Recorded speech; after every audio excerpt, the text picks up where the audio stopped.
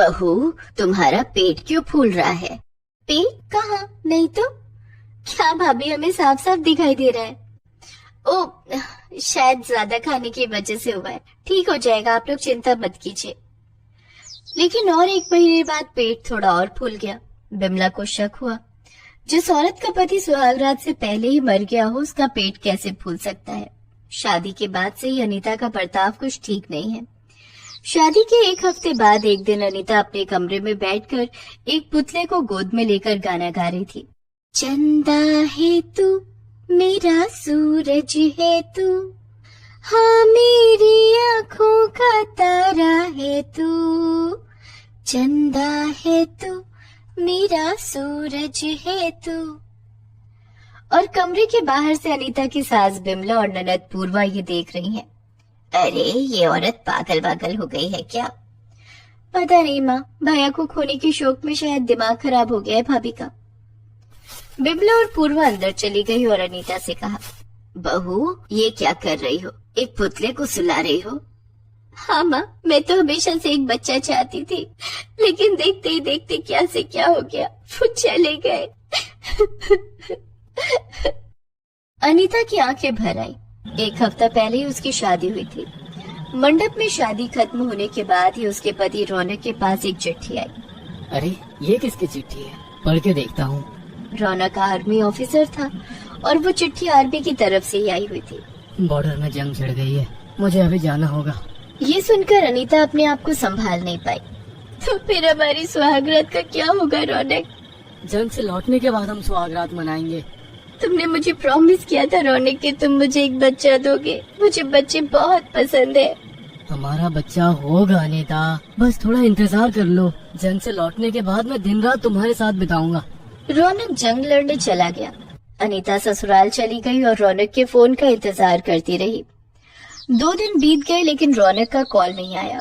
अनीता बेचैन हो गई। 2 दिन हो गए, वो कहाँ होंगे, किस हालत में होंगे? बहू, ज्यादा चिंता मत करो, तबीयत बिगड़ जाएगी। हाँ भाभी, आर्मी ऑफिसर से शादी करोगी तो जिंदगी भर इंतजार ही करना पड़ेगा। भैया तो हमेशा ऐसे ही अचानक से चले जाते हैं, हमें इन सब चीजों की आदत है। लेकिन अनीता का मन नहीं मान रहा था। पता नहीं क्यों मुझे कुछ गड़बड़ लग रही है, नहीं तो वो एक कॉल तो जरूर करते। अगले दिन अनीता दरवाजे के बाहर बैठकर रौनक की राह देख रही थी। इतने में पियून चिट्ठी लेकर आया। ये आर्मी ऑफिसर रौनक का घर है ना?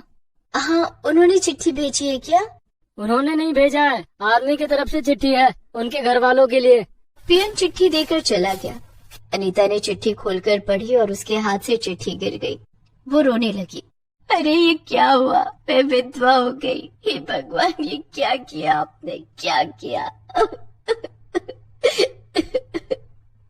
रोने की आवाज सुनकर बिमला और पूर्वा वहां आई। अनीता ने दोनों को सब कुछ बताया और वो दोनों भी रोने लगे। चिट्ठी में लिखा था कि ऑफिसर रौनक अब इस दुनिया में नहीं है। जंग के मैदान में उनका देहांत हो गया, लेकिन उनकी बॉडी अभी तक नहीं मिली। अब क्या होगा माँ जी, अब क्या होगा? मेरा पति कभी मेरे पास नहीं लौटेगा। मेरा बेटा, मेरा बेटा। 2 दिन तक रोना धोना चलने लगा और उसके बाद से अनीता अजीब हरकत करने लगी। बच्चा, मुझे बच्चा चाहिए। रौनक ने मुझे बच्चा देने का वादा किया था, मुझे बच्चा चाहिए। अभी बच्चा कहाँ से आएगा भाभी, अब तो भैया ही नहीं रहे। वो सब मुझे नहीं पता, मुझे बच्चा चाहिए किसी भी हालत में। अनीता बाजार से एक छोटा सा पुतला खरीद कर लाई और उसे खिलाने और सुलाने लगी। उसे गोद में लेकर इधर उधर घूमने लगी। सभी ने सोचा कि अनीता पागल हो गई है।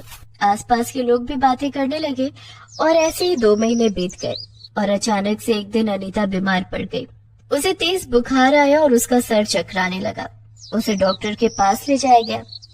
डॉक्टर ने अनीता से कुछ कहा।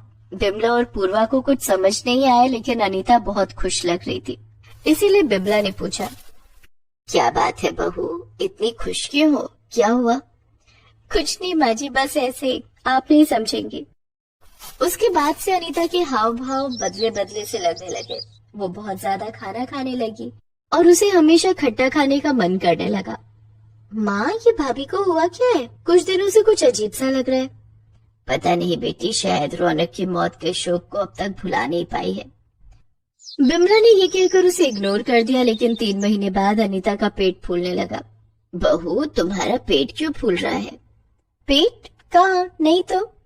क्या भाभी, हमें साफ साफ दिखाई दे रहा है। अब शायद ज्यादा खाने की वजह से हुआ है, ठीक हो जाएगा, आप लोग चिंता मत कीजिए। लेकिन और 1 महीने बाद पेट थोड़ा और फूल गया। बिमला को शक हुआ। हाँ, तुम सच कह रही थी, कुछ तो गड़बड़ लग रहा है। माँ, इसका उत्तर उसी डॉक्टर के पास है जिसके पास भाभी गई थी।